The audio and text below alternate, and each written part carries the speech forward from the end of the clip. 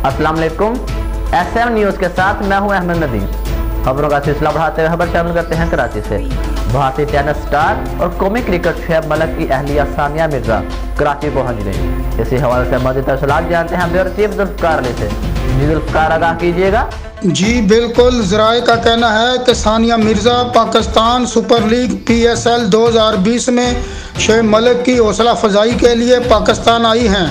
मैं आपको बताता चलूं कि 17 मार्च को कोरोना वायरस के सबब PSL 2020 को मुअत्तल कर दिया गया था, जिसे अब 8 माह बाद दोबारा शुरू किया जा रहा है।